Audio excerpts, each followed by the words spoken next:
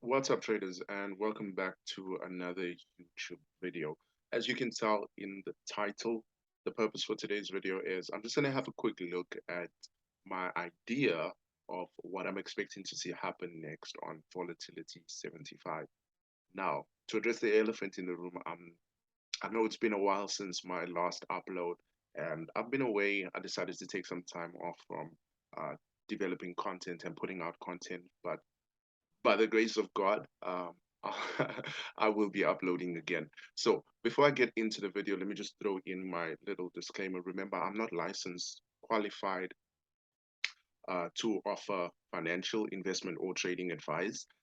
Everything I speak about on these videos is purely my own opinion.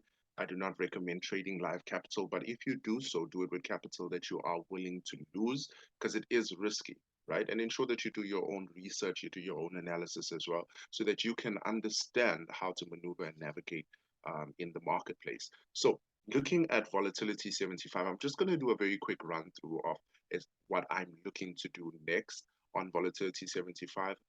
It's not necessarily a chart that I actively look at, but it was highlighted by one of the guys in my group. So I decided to just sort of do an analysis since I was looking at the chart anyway. And I said, let me just throw it out there to you guys. And hopefully you could use it in regards to your own analysis and your own outlook and charting. So looking at volatility 75, I'm on the 4 hour chart. And on the 4 hour chart, just a few things very quickly. We can very clearly see that this market was moving to the upside. So we have a high, we have a low, we have a higher high, we have a lower low at this point, a lower high, and then we have what I would call a break of structure at this point. So the market was very obviously moving to the downside at that point. Now, there was a significant zone in here that I did identify for the purpose of this video. I'm obviously not going to go through that because there's certain things that I'm just not going to speak about as it is part of my mentorship content. I'm not plugging anything, not trying to promote anything. I'm just saying that it's just not stuff that I'm going to discuss. Now, I can see that price has not tapped into the zone yet, but we are seeing some signs of upside. Now, what that might mean, as far as I'm concerned, is that might mean that we could get the price coming back up into this area and then pushing down again to test the zone before it pushes up to the upside. Now, that is a probability that we could see happening. What we can see, right? So after this break of market structure in here, and especially considering the fact that we have a lower high that has formed in this area here. Once you see a lower high, what do you expect? A lower low. So we would expect the lower low to form somewhere in this area here. And that lower low is either going to result in a lower high that's going to form there for price to push back down again, or it's going to result in a break of structure to the upside since price has sort of retested a significant zone. So what could happen after? So we've got a lower high to lower low, expecting a lower high, perhaps which will continue lower or maybe come back and retest and then start to make its way back to the upside as this is a bullish market that we are looking at. So with that in mind, the fact that we are expecting to see a lower low form in here, which should result in either a lower high or a higher high, regardless of what happens, price has to give us some sort of a pullback. Over and above that, we can see that this market is overextended to the downside. So I would consider this after the break of structure to the downside, I would consider this an oversold market. So I would look to see it come back into sort of equilibrium or come back into sort of overbought territory, if we can call it that, or back into the range, or whatever it is that you want to call, or a significant zone higher in the range before we expect to see this market either continue lower or continue to the upside. So with that in mind, we could then drop down to the 30-minute chart. And what we're trying to identify is we're trying to identify the sort of change in trend to the upside. Because in order for us to know that this 4 hour is now ready to form that um, lower low, right? We have to see a confirmation on the lower time frame, and that confirmation, as far as I'm concerned, would come in the form of a change of trend. So this push to the downside that we can see on the 4 hour would obviously be a 30-minute downtrend.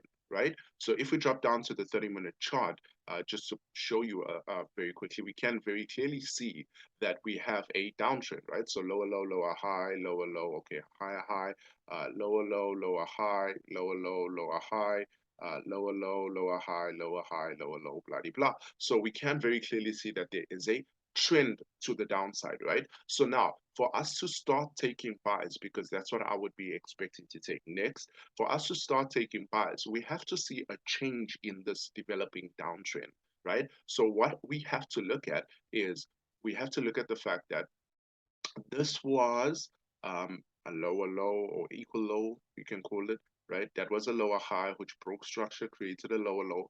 That was a lower high which broke structure and created a lower low, right? So up until that point, the market was still making lower highs and lower lows. So just to sort of do this really quickly, I should have actually done this before I started recording.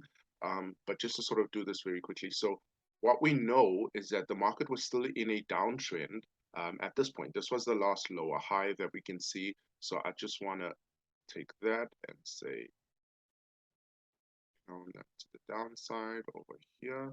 Right, it's been a while since I've done a video, so just bear with me for few seconds. So we can very clearly see that there was a last lower high that created a lower low. And then what we see happening is this market then pushed to the upside and it broke structure at that point, creating what? Creating a higher high after breaking the structure. So right now we've got a lower low that produced a higher high. Now that's the first sign that we can see this trend starting to change. So what I would generally do, I would generally want to see now this price obviously coming back into a significant area. And once it comes back into that significant area, I would want to see a higher low form. And once I see that higher low, I would want to see that higher low producing another higher high, right?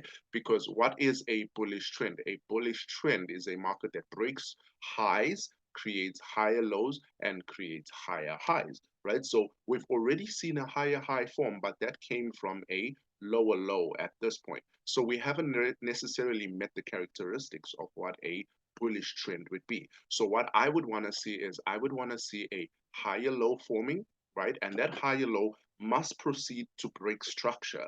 As long as that higher low proceeds to break structure, that is now my confirmation that this trend is now going bullish, and I can then expect some sort of a retracement into this range that would then be created by this higher low, creating a higher high, right? I can then expect some sort of a retracement into that range, and then I would look to be taking buys from that point back to the upside, right? So how is this something that we could use going forward? So I would consider this higher low to higher high as my first entry, right? And that would be basically what I call a risk entry, right? Because I've got no confirmation at this point as to whether this market is going to go bullish. So I would look at a possible entry here, but there are certain things that I would need to see happening. And then I would look at this second, once we have that higher high coming from the higher low, I would then look for a secondary entry at that point, and that would then now be a confirmation entry, meaning that I would obviously sort of increase the amount of exposure that I take on this position and so forth, right? So those are essentially the areas that I would look at going forward. So how would I now frame this? So a very simple model that I could use for this entry is just a fib, a pure fib entry, right? So price coming back into a significant area on the fib, um, right? Which would be anywhere between this 62% fib right here, right? 62% down into 79%, right? So that would be a significant price rejection zone or reversal zone, as others might call it. And if I get a double bottom on a lower time frame, that would be either the 5 minute or so forth. If I get a double bottom in here, or inverse head and shoulders forming inside of this area, that might be a good enough reason for me to enter and take buys. In fact, let me get this fib off here because it's kind of distracting me, right? So that might be a good enough reason for me to want to take buys and aim to the upside. Obviously, first take profits at around this area here, and then expect to see this market sort of extend a bit higher, giving us that higher high. And that would then now give us the premise for what I've discussed prior, which would be the higher low that creates a higher high, right? This is also still a risk entry, I must point out, purely, we must consider the risk, the fact that price has not entered into the area where I would expect bullishness to happen from, right? So I would bear that in mind. With that being considered, I would still be okay entering in this area here with a safe enough stop loss, perhaps below this point in here being the invalidation area. And if price breaks through this area, I would expect it to come back down in here, and then I would still look for. I would then look for the change of trend again, a higher low that creates a higher high, and then I would look to take a confirmation entry as a result of that. So that's essentially what I see right now. I would actually want to put that there because we've now got our first break of structure at this point in here.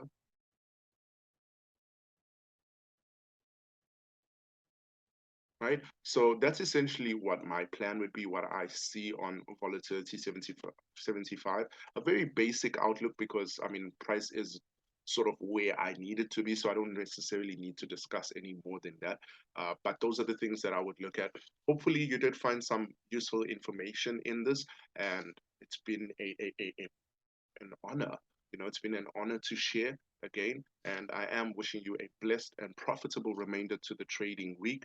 And I will catch up with you guys again on the next video.